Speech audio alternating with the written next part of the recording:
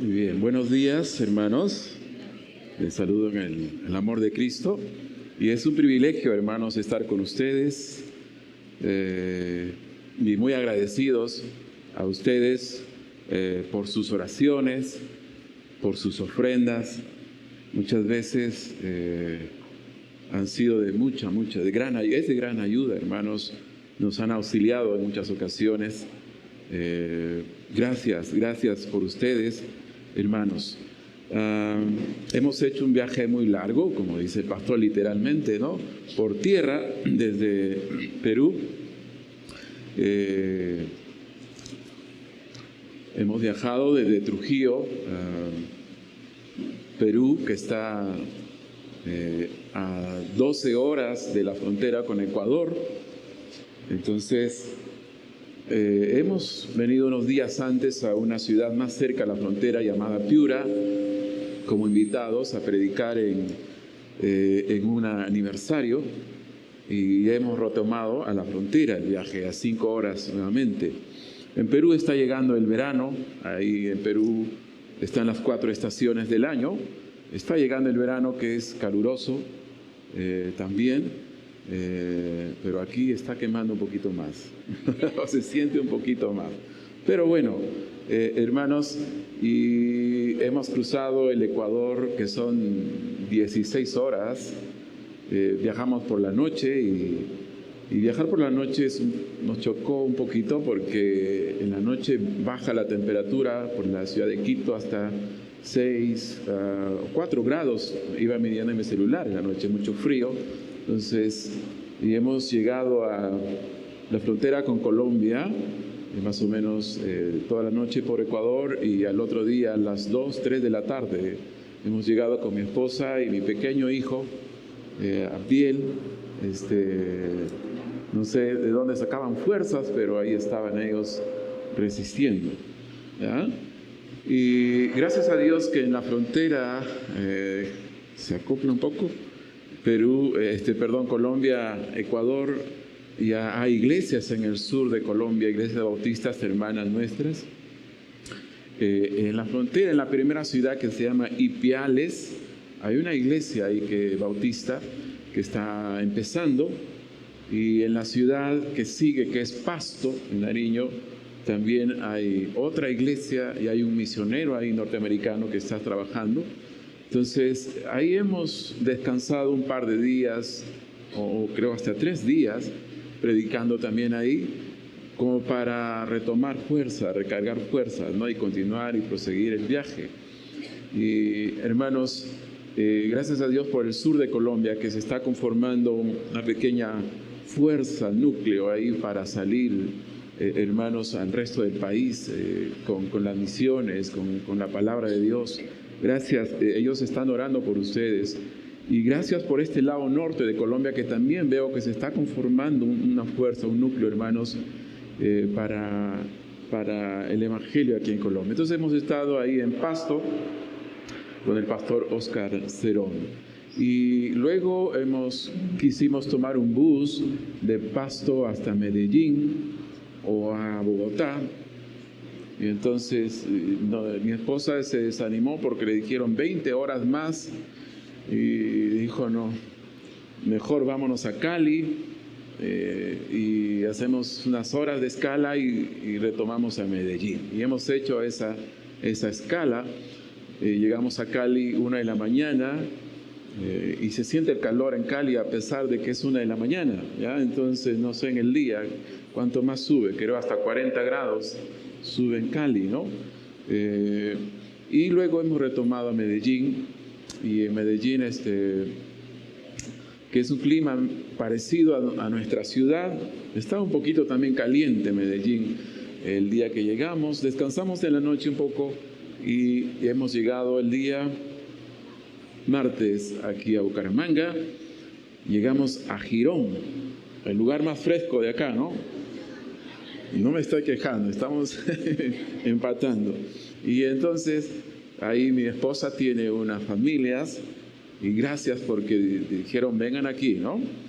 Y entonces, ahí hemos estado un par de días, hermanos, en Girón, y Al siguiente día hemos ido a Río Negro, por acá al fondo, abajo.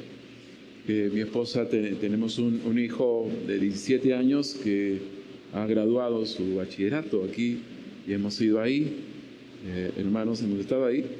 Y bueno, gracias a Dios que conocíamos al pastor José Morales en Piedecuesta y bueno, nos ha dicho, vengan aquí está más fresco para pasar los días. ¿Ya? Entonces, ahí estamos, hemos venido de Piedecuesta. No hemos dormido tan bien anoche muy festivos son acá, ¿no? Y entonces de allá, de acá, y bueno, conociendo algo de la cultura de ustedes, la fiesta de las velitas, ¿no? Mi suegra dice que me pone 2 velas para mí. Digo, no me ponga nada, porque mi esposa encima me dice que la primera vela que se apaga, él va a morir más antes que todos. No. Bueno, es broma. Si están transmitiendo, me está viendo mi suegra, por favor. Hermanos, pero gracias a Dios por el pastor José Morales. Y aprovechamos ayer a salir al parque principal de Piedecuesta a hacer evangelismo y 3 personas se convirtieron a Cristo. Un señor vive en San Alonso, dijo que posiblemente llegaría hoy día. No sé si está por aquí o de pronto llega más luego, hermanos. Pero aquí estamos. Hace 2 años pasamos por aquí. El tiempo es rápido, hermanos. Y me ayuda mi esposa antes con el tiempo, porque yo me paso, hermanos, ¿ya? Me ayudan a ese calor y les entiendo a ustedes y a mí también, ¿ya? Estamos con el propósito aquí, hermanos, número 1, de conocer un poco lo que voy a explicar a continuación, nuestro proyecto que tenemos. Y venimos, en primer lugar, estamos orando nosotros, dejando en las manos de Dios. Queremos servir en Colombia, hemos dicho. Colombia necesita, hermanos, del Evangelio como muchas partes del mundo. Y queremos venir a conocer las primeras familias de Girón, pues lugar por donde estamos orando. No hay nada todavía concreto, al final Dios dirá si es allí o no, en fin, hermanos, pero ese es un primer objetivo que venimos en este viaje, ¿no? Conocer un poco. El jueves vamos a estar ahí y el domingo también ahí en la Iglesia Bautista Esperanza con nuestro hermano José Nelson, que ya nos comunicamos. No está el misionero Justin por ahora. Cuando él regrese, para nosotros nos quedaba muy difícil venir. Entonces, ese es un primer objetivo. Un segundo objetivo es seguir visitando más iglesias, visitarles a ustedes, agradecerles a ustedes, hermanos, por su apoyo, servirles. Le he dicho al pastor, en lo que usted quiera, pastor, dígame qué puedo hacer. Si tengo que limpiar el piso, lo voy a hacer, hermanos. Pero bueno, en lo que Dios nos permite a nosotros servirle, estamos para eso, hermanos, ¿ya? Número 3, como dije, mi esposa extraña a su familia en Perú, entonces desea ver y estar con su hijito en la graduación. Entonces, ese es, hermanos, nuestros objetivos en este viaje, ¿ya? Y entonces quiero compartirles brevemente, aunque este proyecto está más preparado para el Perú y otros países, no tanto de Colombia, porque hablo de Colombia y ustedes saben más que yo. Pero bueno, algo en resumen. Bueno, ese es nuestro texto lema, ¿no? Para Colombia, Mateo 9, 36 al 38. Por favor, avanzamos, ¿no? Ya ustedes saben eso de memoria. Colombia tiene 32 departamentos. Me extraña que en esta mañana dice que lo han conocido recién. Entonces, pero 32 departamentos y su distrito capital, Bogotá. Ahí está un poco de estadística, un poquito ahí. Perú geográficamente es un poquito más grande que Colombia. Pero Colombia, siendo un poquito menos, tiene el doble de población de Perú. Perú somos 32 millones y tanto de habitantes. Colombia tiene casi 54, creo, millones de habitantes a la fecha, ¿no? Por ahí. Eso es interesante. Entonces, estamos orando por Santander, ¿no? De ahí está. Santander. Entonces, y la ciudad bonita, la ciudad de los parques, Bucaramanga, ¿no? Entonces, esa es la ciudad que tiene sus tres municipios: Florida Blanca, Girón y Piedecuesta, ¿no? Entonces, y ahí está un poco de esta. Como dije, eso voy a pasar rápido porque ustedes lo conocen más que yo, ¿no? Adelante, hermano, que está ayudándonos ahí.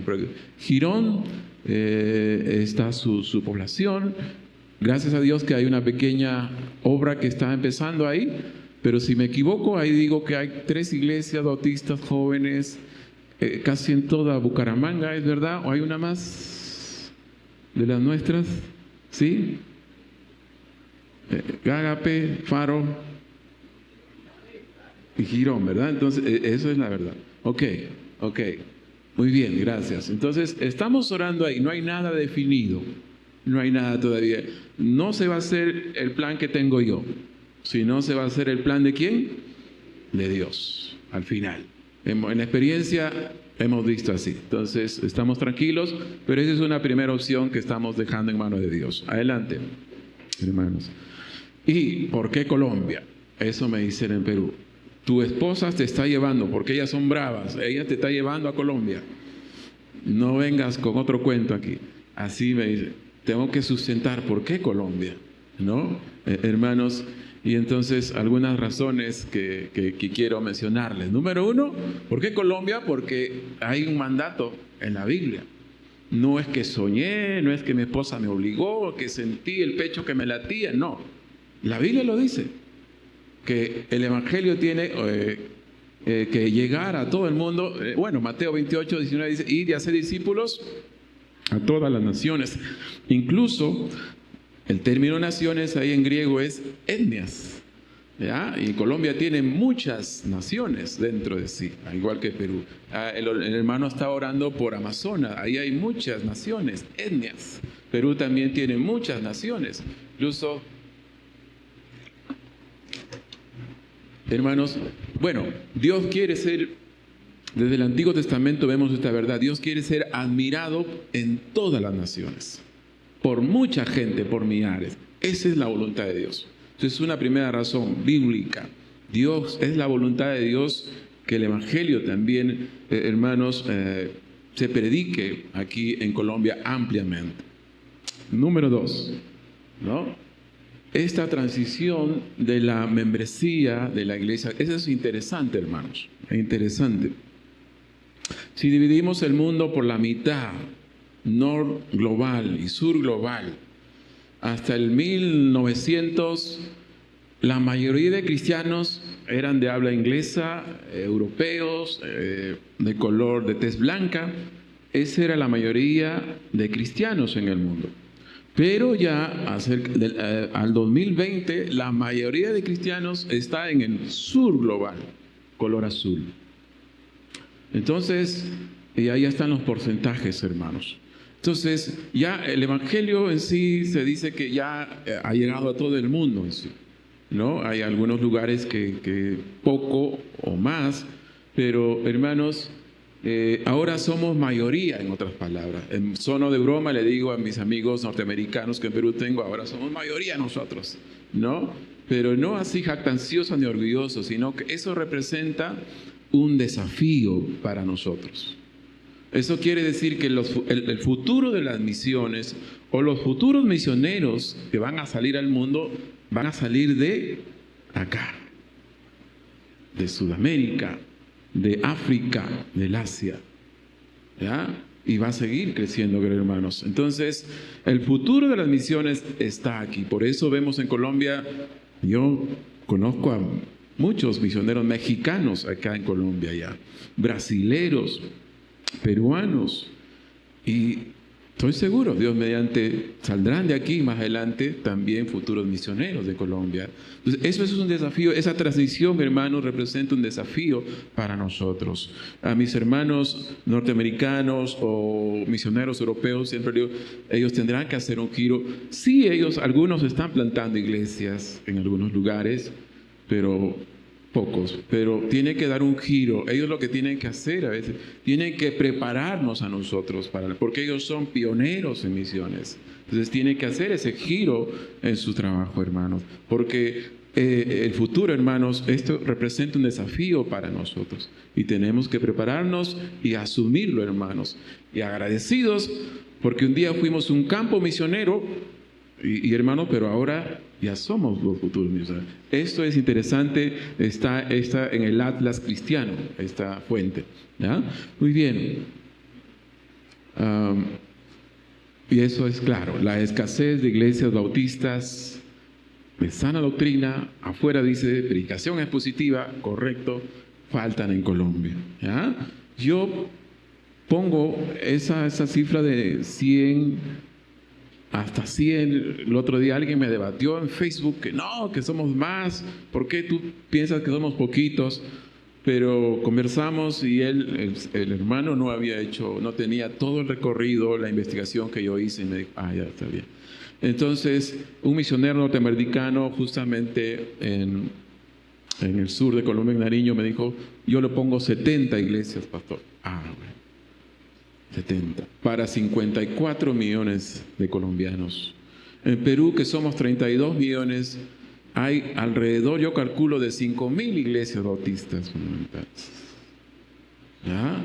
Entonces, hermanos, esto a mí cada vez que vengo, yo oro al Señor, me choca el corazón, lloro al Señor, digo, Señor, aquí hay una gran necesidad. Tenemos que mirar a mis amigos pastores en las iglesias, tenemos que mirar allá. No estamos preparados, obviamente, para esto que Dios ha puesto, esta transición, hermanos, pero tenemos que asumir y tenemos que orar mucho. Entonces, eso es un argumento más. Adelante, hermano o hermana. Bueno, estar casado con una hermana de Colombia es provechoso o tiene ventajas de diferentes maneras, hermanos. Y eso es una bendición de Dios, ¿ya? Mire, para obtener la visa, la hermanita de México y de Estados Unidos, creo el año pasado, tristes se fueron porque no pudieron obtener la visa. No me acuerdo el nombre de la hermana, el hermano. Están en Cuenca, Ecuador, ¿verdad?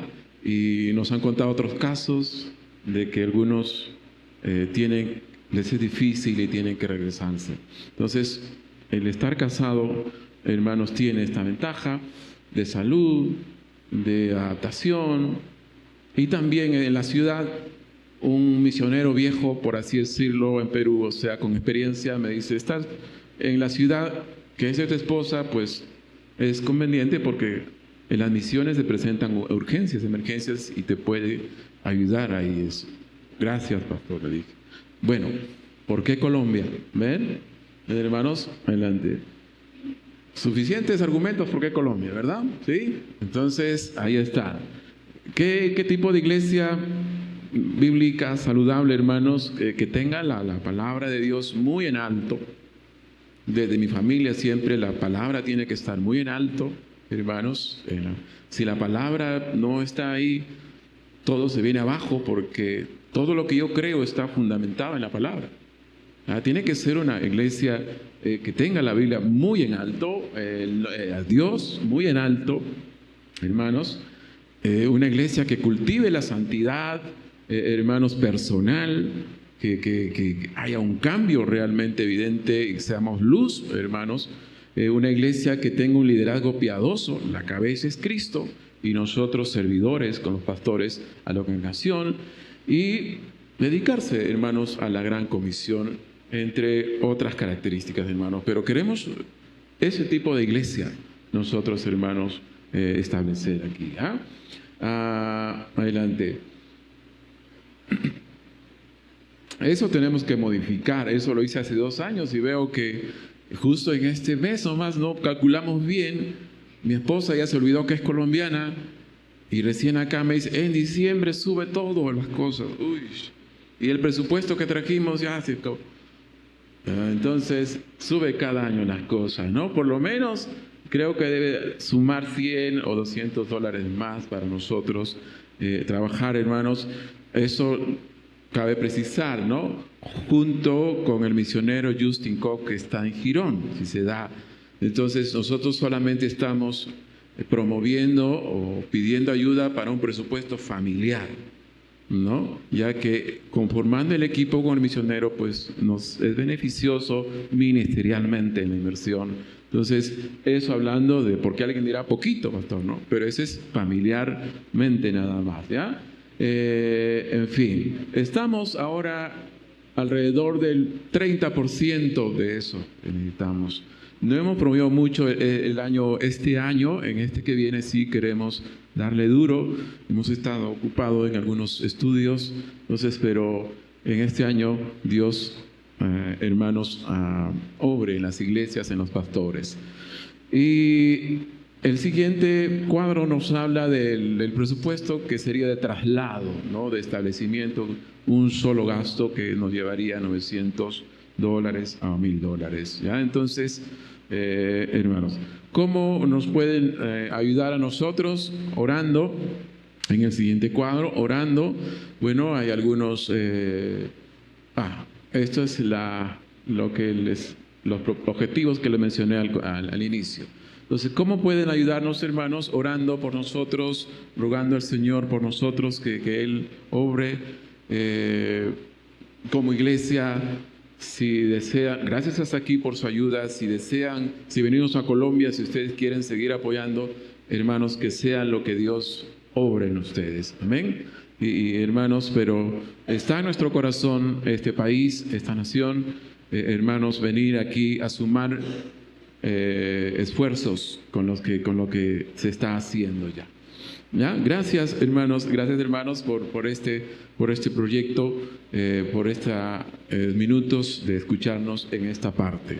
Si hubiera alguna pregunta, háganmela respecto al proyecto, ¿sí? Si no, ahí quedamos y pasamos al tiempo de la prédica. ¿Sí? ¿Alguna inquietud tienen respecto de esto? ¿No, hermanos? ¿Algún detalle? En Perú me dijeron cuando pongo, y pastor, ¿y la FARC todavía sigue? Bueno, ya tuve que dejarle ahí. No, pero algún detalle si quisieran saber, hermanos. Pero bueno, gracias hasta aquí. Gracias, hermano, que nos está ayudando ahí.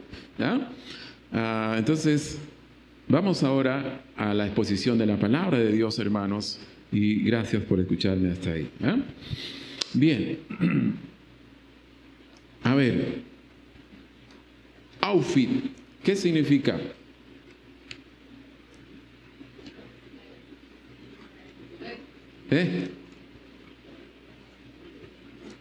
¿Nadie? En inglés. Outfit, atuendo, vestuario. Los jóvenes usan esa palabra muy ahora, ¿no? Está de moda. ¿Quién tiene el mejor outfit? ¿No? Para decir el conjunto de vestimentas que uno usa para ciertas ocasiones. En esta mañana, ¿quién tiene el mejor outfit? Aquí entre nosotros. Hermanos, entonces quiero hablarles en esta mañana de un outfit cristiano, de un atuendo cristiano. Pensando en los chicos, en esa palabra que está muy común, muy de moda.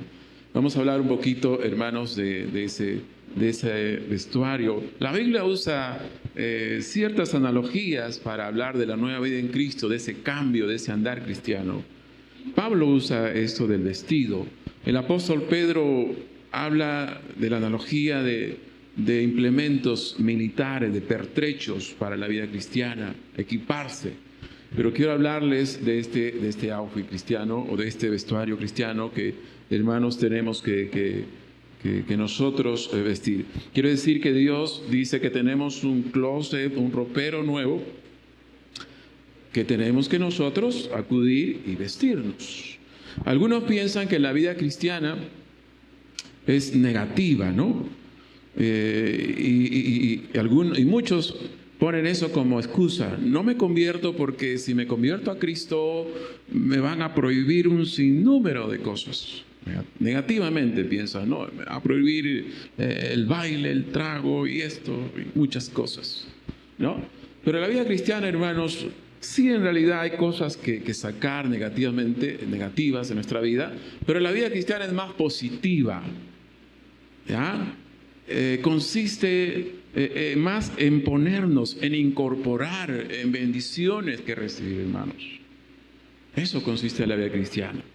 ¿Ya? Sí hay que sacar algunas cosas, pero más consiste en ponerse cosas, en un andar nuevo, hermano, nuevas perspectivas incluso.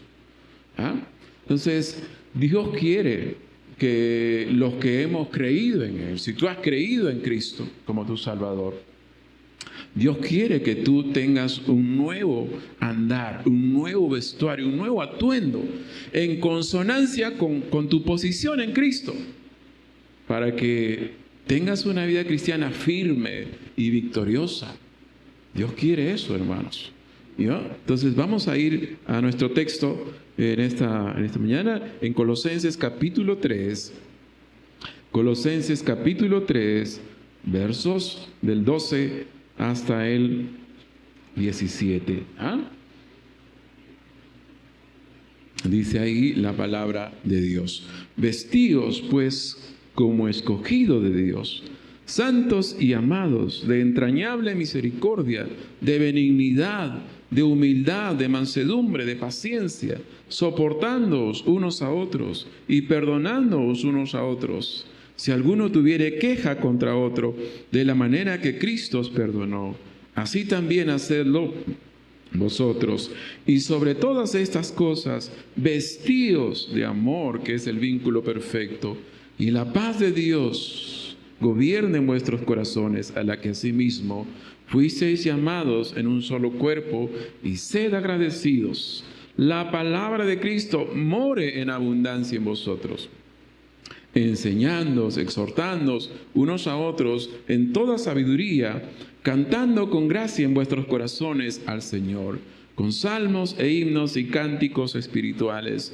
Todo lo que hacéis, sea de palabra o de hecho, hacedlo todo en el nombre del Señor Jesús, dando gracias a Dios Padre por medio de Él. Bueno, de aquí se pudiera sacar unos 4 mensajes. Decís que vamos a hacerlo en uno de manera un poco hasta resumida. ¿Ya? Pero es que es una idea aquí que se maneja en todo este texto. Por eso es que quiero enseñarlo todo. ¿Ya? Entonces, no a detalle tal vez porque sería muy extenso. Hermanos, bien. La carta a Colosenses fue escrita por el apóstol Pablo, años 60, 62, desde la cárcel no se sabe, en Éfeso o en Roma. ¿Ah? Él escribe desde ahí. Hermanos, el apóstol Pablo, él no funda esa iglesia de Colosos. Él no fundó esa iglesia. Ahora, el motivo, ¿por qué Pablo escribe esa carta? ¿No? Pablo escribe porque se ha enterado de que los hermanos en Colosas están siendo atacados en su fe cristiana. ¿Ya? Hay por un lado la filosofía griega, el judaísmo. Hay muchas formas de religión que están atacando a los hermanos ahí en Cristo. Les están diciendo que ellos no van a poder conocer la voluntad perfecta de Dios, que ellos necesitan ciertas experiencias como el gnosticismo para alcanzar un conocimiento alto, elevado y plena sabiduría. Entonces, y parece que algunos hasta se habían infiltrado, por eso dice ahí, soportando, había ya problemas, ¿no? Entonces, y el judaísmo que todavía quería o no quería dejar los ritos y las leyes del Antiguo Testamento. Pablo en capítulo 2, capítulo 1 final, habla mucho de esto, hermanos, de estas luchas. Pablo se ha enterado de eso y Pablo escribe esta carta para decirle a los hermanos que si han creído realmente en Cristo. El capítulo 3 es interesante, el capítulo 3 verso 1 dice, si pues habéis resucitado con Cristo, la condicionante, si realmente son cristianos. Pero en el capítulo 1 dice, hermanos, en adelante, capítulo 1 va a decir que si han creído en Cristo, no necesitan nada más, que estamos completos en Cristo, que somos perfectos en Cristo. Amén, hermanos. Si tú has creído en Cristo, estás completo, no necesitas nada más. hermanos, para la vida. Estamos completos. Por eso el gran tema de Colosenses es que Cristo es suficiente para la vida, para la salvación y para todo. Cristo es superior, la preeminencia de Cristo, hermanos. Pero dice Pablo en esta, ¿qué aprendemos en la carta? Bueno, entonces Cristo es superior. Entonces nosotros tenemos que vivir de manera, si estamos completos, si estamos perfectos, tenemos que vivir de manera segura, firme, victoriosa. Amén, hermanos. Tenemos que vivir vidas así triunfantes en Cristo. Y de esa manera anima Pablo a ellos. Capítulo 1, capítulo 2, Pablo, como es costumbre, doctrina, teología, ¿no? Y siempre él termina sus cartas hablando de cosas prácticas. Porque la vida cristiana, hermanos, la vida cristiana, la teología, la doctrina, la Biblia, es para vivirla, es práctica. Amén. No, la vida cristiana, hermano, no es teoría, no es conocimiento, nada, no. La vida cristiana es para vivirla. Si tú eres padre de familia, tienes que vivirla, practicar la vida, la Biblia en tu familia. Si eres joven, practícala en tu vida, en tu trabajo, en todo lugar. La vida cristiana, hermanos, es práctica. Es práctica. Tengo que ver yo la manera cómo llevarla a cabo en mi familia, hermanos. ¿Ya? Entonces, Pablo habla de estas cosas prácticas para ellos, pensando en su firmeza, en su victoria. Y empieza entonces en el verso 5, 3, 5, diciendo pues que tiene que hacer morir lo negativo, ¿no? Todo eso. Y en el versículo 12 ya habla del aspecto positivo, las cosas que hay que incorporar, hermanos. Cuatro características en este pasaje acerca del vestuario, del outfit cristiano para esta mañana. Toma nota si deseas. A veces estoy perdiendo yo la memoria, así que ayúdame. Número 1, un cristiano tiene que estar vestido de la gracia de Dios. Versos del 12 hasta el 14. ¿Ah? Número 2, un cristiano tiene que ser gobernado por la paz de Dios. Verso 15. Número 3, un cristiano tiene que ser instruido por la palabra de Dios. Verso 16. Verso 17, un cristiano tiene que ser un representante de Cristo aquí en la tierra. ¿Cuáles son esas 4 características? ¿Quién ya me lo dice? Número 1. Número 2. Vamos, hermanos.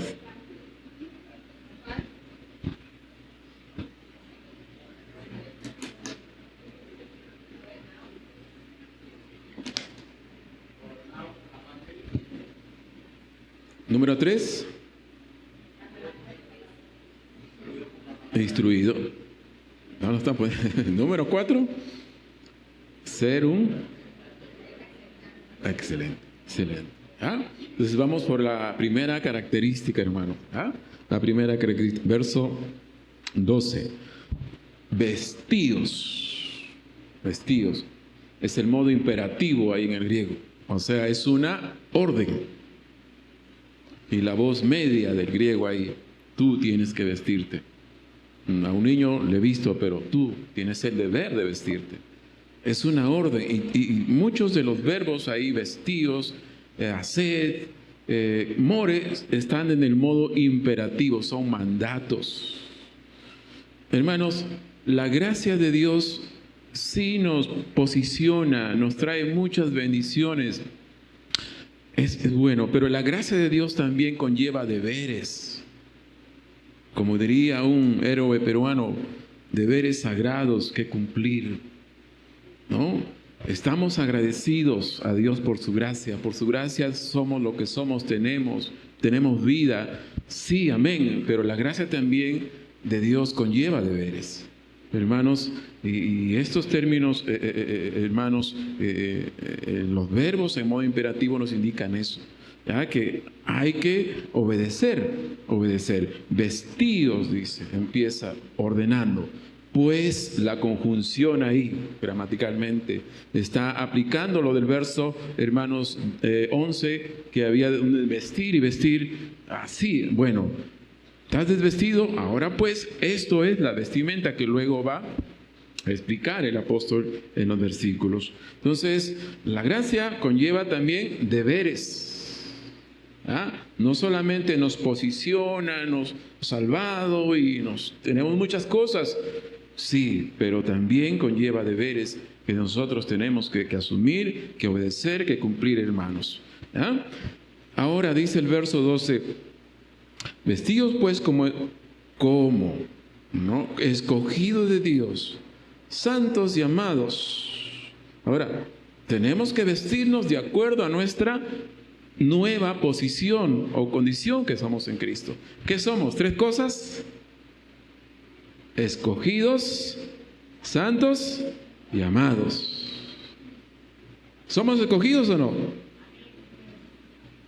Ay, me voy a entrar en debate. No, yo voy a explicar. ¿Somos escogidos o no? Sí, porque lo dice acá. Efesios dice Pablo que antes de la fundación del mundo incluso. ¿Pero qué significa eso? Eso es otra cosa. Vamos a explicar. Hermanos, tenemos una nueva posición, hermanos, honorífica, lo que quieras. No somos lo de antes. ¿Quién éramos antes nosotros? ¿Qué dice la Biblia? ¿Quién éramos antes nosotros? ¿Hijos de quién? De Satanás. Estábamos descarriados. Hermanos, estábamos creo que el salmista dice, en el lodo cenagoso, en lo más profundo, sucio, hermano, y Dios, hermanos, nos ha hecho ahora escogidos, santos y amados, ¿no? Entonces tenemos una nueva condición, ¿ya? Hermanos, ahora, es interesante no separar las tres palabras. Hay una trilogía de palabras ahí. Alguien de una posición, de cierta posición, y que quiere defender su posición teológica, va a dividir. Y va a decir escogidos solamente. Y va a enfatizar esa parte, nada más. Y yo conozco muchos teólogos que hacen eso. Y a lo otro lo dejan. No, pero somos escogidos, santos y amados. Y esos términos son mesiánicos incluso. Son dados a Jesús, atribuidos a Él. Pero si hemos creído en Él, nos está atribuyendo a nosotros también esto, hermanos. Entonces, yo pienso, hermanos, y esto es algo mi opinión personal, mi posición personal, hermanos, que como había el ataque del judaísmo a los creyentes ahí en Colosas, que eran gentiles y judíos, que el judío se creía exclusivo, el único escogido, que la gracia era para él nada más. ¿Qué Pablo está diciendo acá? No. Todo aquel que ha creído en Cristo también es un escogido de Dios. Es un santo y es un amado. La gracia de Dios, aquí si queremos entender que Pablo está diciendo, la gracia de Dios es para todos. No piense que es solamente para un pueblo judío. Esa es mi opinión aquí en base a estas tres palabras, hermanos. Entonces tenemos una nueva condición, hermanos, en Cristo. ¿Ya? Amén. Entonces, hermanos, ahora Pablo pasa a hablar de las prendas, por así decirlo, hermanos, ¿no? Número 1 dice vestido como judío de Dios, y número 1 habla el verso 12, de la entrañable misericordia. La entrañable misericordia es aquello que te lleva a conmoverte profundamente, tus propias entrañas, y lo ilustra así, hermano, rápidamente, cuando ves el dolor, la miseria ajena, eso es la entrañable misericordia, ¿no? Cuando tú te conmueves en lo profundo de ti y te lleva, pues, a orar, en hacer algo. Entonces, hermanos, tenemos que ser así, hermanos, nosotros. El mismo Señor Jesús, en Mateo, que he usado mi texto lema, tenía compasión, se conmovía, hermanos, por la gente en aquel entonces, el cuadro desolador de judíos. Él tenía compasión y misericordia por ellos. Hermanos, tenemos que nosotros ser compasivos. Si antes no lo éramos, pues ahora tenemos que aprender a tener entrañable misericordia. ¿Ya? Luego dice de benignidad, la siguiente prenda, verso 12. Misericordia de benignidad. ¿Qué es la benignidad? Otra vez rápidamente acá ilustrando. La benignidad antes la gente lo decía, es como decir en una sola frase: ven a mi casa es tuya. Eso es ser benigno. Eso es ser benigno. Y les felicito, el colombiano es muy amable, al estilo peruano también. ¿Ya? Pero en Cristo, hermanos, tenemos que aprender ahora a ser benignos. Si antes tú no recibías a nadie, si antes tú pues no eras suave con nadie, porque también poquito la descripción que da aquí en los diccionarios para benignidad es como el vino viejo, dice. La benignidad, suave. Entonces eras áspero quizás con las personas. Ahora tenemos que ser benignos. ¿Qué más? Dice ahí, sigue Pablo ahí, de humildad, de mansedumbre, de paciencia. De estas tres, ¿cuál es la mamá? Muy bien, hermano, la humildad. ¿Ah? Si yo no soy humilde, lo invierto. ¿Por qué a veces me falta mansedumbre? Porque no soy humilde. ¿Por qué a veces me falta la paciencia? Porque no somos humildes. Los griegos a la humildad no lo consideraban como una virtud. Más bien ellos lo ensalzaban a la jactancia, al orgullo, ¿no? Para los griegos la humildad no era una virtud. Es por eso que, miren acá, Pablo está diciendo, no, el cristianismo es diferente.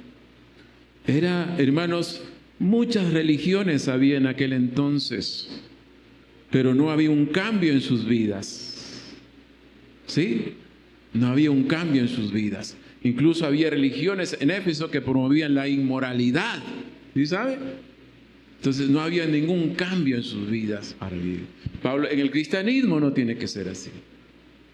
Si has creído en Cristo, tú tienes que vestirte de ropas nuevas. Tú tienes que andar de manera diferente. Tu conducta tienes que ser. Jesús diría, ahora tienes que ser luz, amén, y sal en este mundo lleno de tinieblas, lleno de oscuridad, hermanos.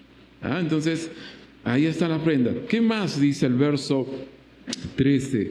Y ahora Pablo va a hablar de la prenda o de la vestimenta, del perdón, ¿verdad? Soportando, ya había disputas, ya se habían introducido falsos maestros ahí. Reténganse unos a otros, ¿no? Y perdonándoos unos a otros. Y el ejemplo que va a poner el apóstol Pablo ahí de perdón es al Señor Jesucristo. Cuando uno piensa en el perdón del Señor Jesucristo, hermanos, vas a perdonar sin problema, vas a ser generoso, no te va a costar perdonar a los demás sus ofensas, querido hermano. Mira, si pensamos en el perdón de Jesús, ¿de cuántas cosas nos ha perdonado Jesús? De todas. Amén. De todas cosas nos ha perdonado Jesús. ¿De cuántas? De todas las cosas. Jesús nos ha condicionado para perdonar nuestros pecados. No nos pone condiciones para perdonar pecados. Jesús dice, yo te perdono, pero no olvido. No, Jesús olvida. El perdón de Jesús, hermanos, es que sabe que hoy día nos perdona y Él sabe que mañana podemos volver a pecar, ¿sí o no? A pesar de eso, ¿nos perdona? Sí, ese es el perdón de Jesús. ¿Qué más? El perdón de Jesús, hermanos, nos perdona de lo más sucio, de lo más asqueroso que hayamos hecho y nos saca y nos pone en una condición muy elevada, muy grande, muy privilegiada. ¡Wow! Ese es el perdón de Jesús.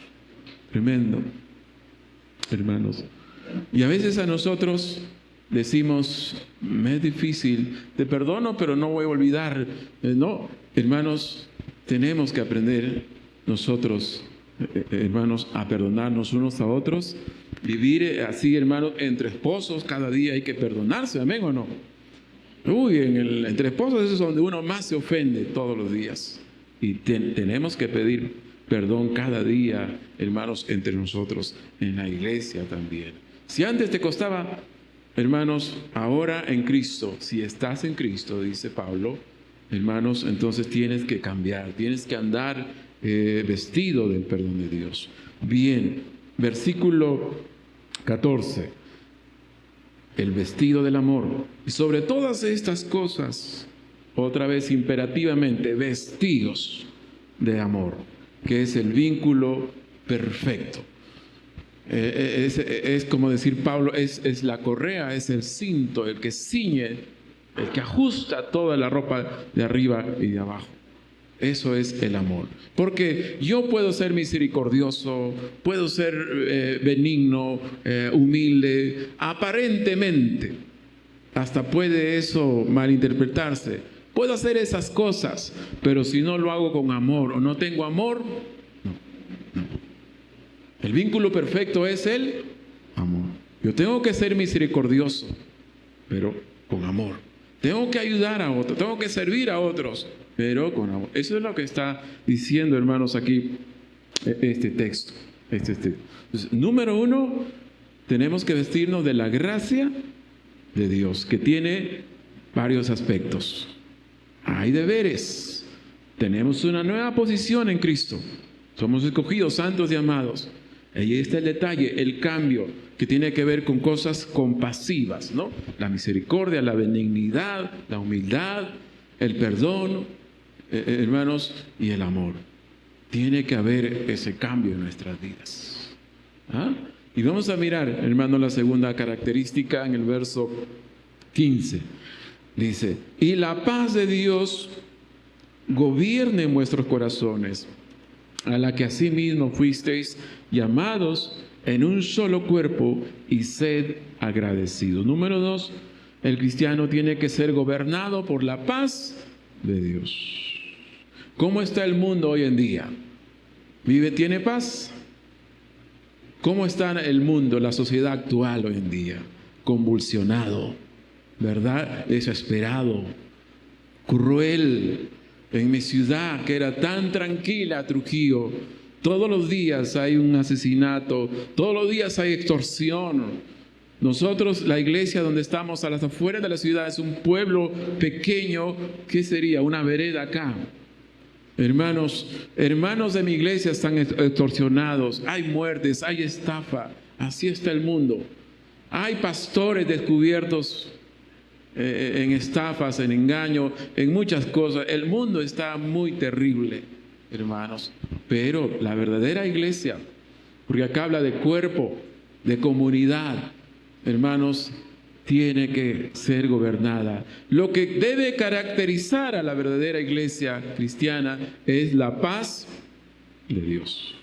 Podemos vivir en paz, hermanos, nosotros. Aunque el mundo esté convulsionado, oscuro, nosotros sí podemos tener en paz, sí podemos vivir en paz. Amén, hermanos.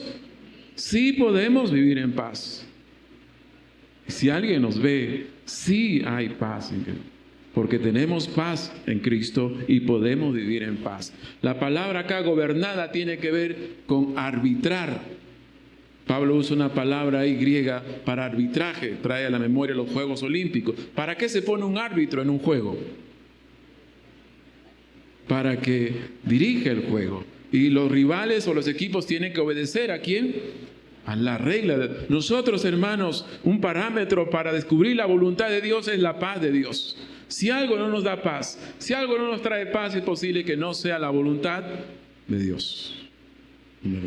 Entonces tenemos que nosotros dejarnos gobernar, juzgar, sancionar, dirigir por la paz de Dios, hermanos. Sí podemos vivir en paz, hermanos.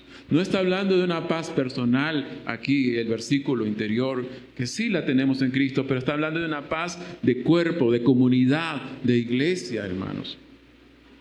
Y Pablo dice que tenemos que aprender a tener esa paz. Mire. Tercero, número 3, ¿no? Y aquí de pronto me demoro un poquito, hermanos. Eso es lo que necesitamos hoy en día. Verso 16, dije que tenemos que ser instruidos por la palabra de Dios. Eso lo saben de memoria quizás algunos hermanos. La palabra de Cristo more en abundancia en vosotros. ¿Qué más?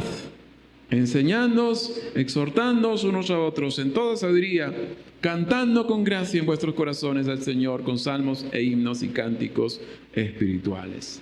Y Pablo dice acá la palabra de Cristo. Él muchas veces ha usado la palabra de Dios, pero acá hace una variación, la palabra de Cristo. ¿Por qué? Porque aquí estaba siendo atacado la persona de Cristo. La palabra de Cristo, lo que se habla acerca de Cristo, lo que se conoce acerca de Cristo, dice Pablo, esa more, eso es imperativo. Imperativo quiere decir que es una orden. More, ¿cuánto? En abundancia, ricamente, ¿no? Ricamente, dice acá el texto, hermano. Entre vosotros, ¿así dice? Hay un cambio interesante. Si dijera entre vosotros es diferente. En vosotros, en ti, tiene que habitar la palabra. Quizás Pablo está aludiendo, está haciendo pensar ahí a la Shekinah del Antiguo Testamento, ¿no? Donde la presencia de Dios habitaba en el lugar santísimo, el tabernáculo. Así la palabra tiene que habitar permanentemente, abundantemente en tu corazón, hermanos, ¿ya? En vosotros. Hay que leer la palabra. Necesitamos la palabra. Hay que meditar la palabra de Dios. Hay que practicar la palabra. Hay que aplicar la palabra, dice Pablo. ¿Ya? Eso para contrarrestar, quizá le está diciendo a ellos, para contrarrestar toda la mentira, todo el engaño que venía en él. Hoy, hermano, lo único que nos puede hacer firmes en nuestra vida cristiana ante tanta ideología, tanta filosofía, tanto paganismo, es permanecer firmes, llenos de la palabra de Dios. Amén, hermanos. No es otra cosa, no es otra cosa. Me adelanto aquí en mi ilustración. ¿Qué es lo que más necesita la iglesia hoy en día? Díganme, ¿qué es lo que más necesita la iglesia hoy en día? Oraciones. ¿Qué es lo que más necesita la iglesia hoy en día? La palabra de Dios. La palabra de Dios es lo que más necesita, hermanos, la iglesia hoy en día. ¿Ya? Hermanos, tenemos que dejarnos de a veces de incorporar metodologías, sabiduría humana, a veces se está metiendo a la iglesia en ciertas formas y prácticas. Y estamos dependiendo a veces de esas cosas. No, la palabra de Dios, hermanos. Cristo formó su iglesia. Quizás mañana en los varones les voy a enseñar esto. Cristo formó su iglesia con su palabra. Cristo edifica su iglesia por la palabra. Cristo puede transformar su iglesia, corregirnos con la palabra. ¿Ven? Es la palabra la que necesitamos, hermanos, cada día más en nuestras vidas. Y Pablo le dice eso. Ahora, ¿cómo notamos, Pablo, en este versículo, cómo se nota que un creyente está lleno de la palabra? ¿Cómo usted lo identifica? ¿Qué características, qué evidencia usted dice, este hermano está lleno de la palabra? Por sus frutos. ¿Qué frutos? En su hablar. Bien. ¿Qué más? Y la respuesta está en el mismo texto. En el mismo texto. Hermanos, las consecuencias de estar lleno, los resultados. Dice ahí, hermanos, los participios, dice enseñándos, exhortándos. Esos verbos no son los principales del texto. El principal es more. Y estos verbos son subordinados gramaticalmente, ¿no? Así se ve una vida llena de la palabra. Alguien que está listo para enseñar la palabra de Dios. Pero no solamente le enseña, sino que personalmente aconseja a un hermano. Está con él, lo exhorta, dice. Está con él. Hermanos, no solamente hay que enseñar la palabra el pastor, el líder o yo, pero también debo aconsejar, exhortar a un hermano personalmente, individualmente, preocuparme por él, hermanos. Ese es un hermano lleno de la palabra de Dios, que está listo, dispuesto, hermanos, para enseñar, para aconsejar, hermanos, con la palabra de Dios, unos a otros, en toda sabiduría. Y luego viene el participio siguiente, cantando. Ese es un hermano lleno de la palabra, aquel que dice que puede ofrecer a Dios siempre una adoración fresca, espontánea, creativa, porque no podemos definir exactamente qué son salmos, sí, pero himnos y cánticos espirituales. Pienso que el enfoque de Pablo no es tanto decirnos, bueno, tiene que hacer esto en todos los cultos, no, sino está enfocándose en la adoración, que tiene que ser, hermanos, espontánea, creativa. Un hermano viene siempre alegre a adorar a Dios. Llega el domingo, lo espera, hermanos, y tiene formas bíblicas siempre para adorar a Dios. Un día yo estaba orando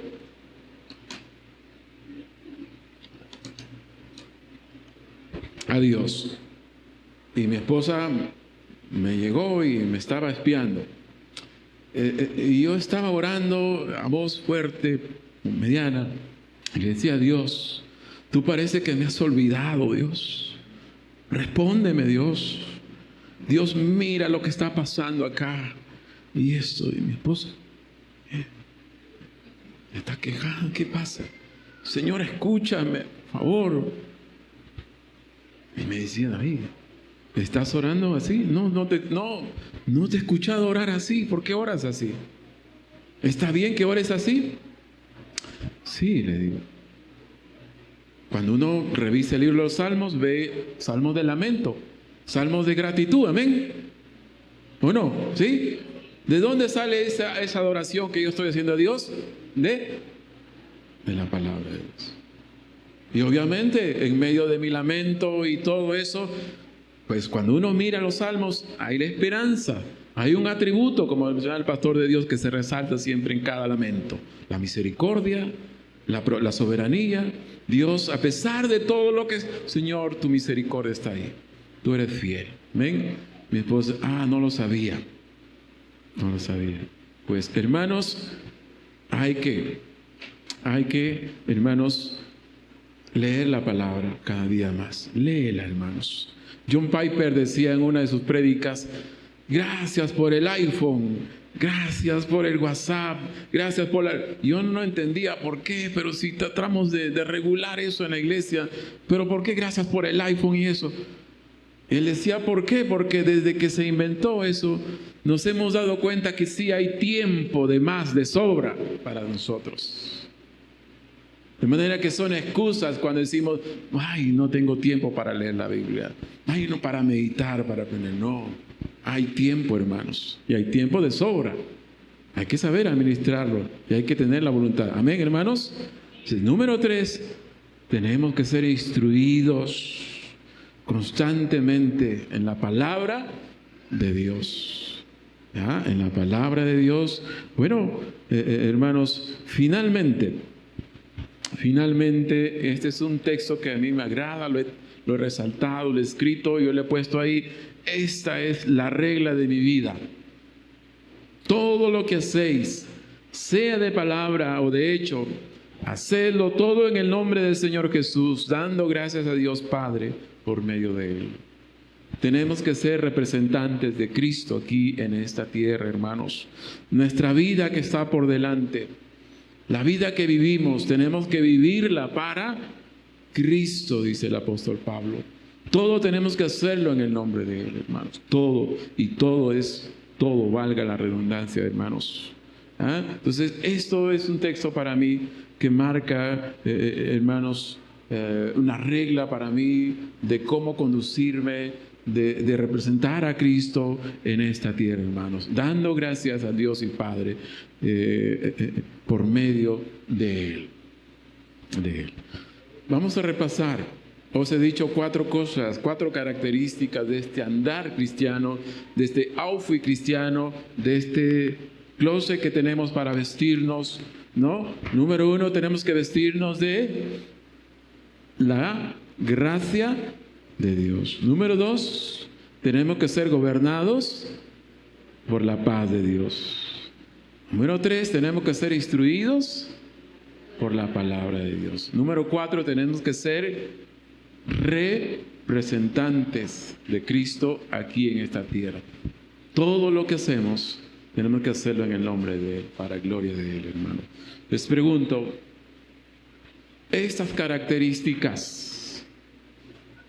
Pongámonos de pie para terminar ahí orando, hermanos, y meditando.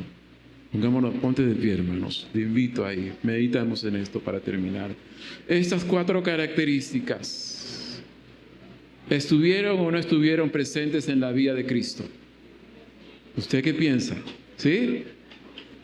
Cristo, sí, se vistió de la gracia, aunque es el autor de la gracia y todo, pero sí, dice Lucas que Él crecía en gracia para con los hombres también. No, hermanos, Cristo lleno de gracia, el autor de la gracia, Él crecía en gracia. Cristo dijo, mi paz os doy, mi paz os dejo. Cristo fue un hombre de paz, hermanos, gobernado por la paz. ¿Qué más? Cristo, ¿creen que Cristo aprendió la Biblia bien, meditó, practicó la palabra de Dios? ¿Sí?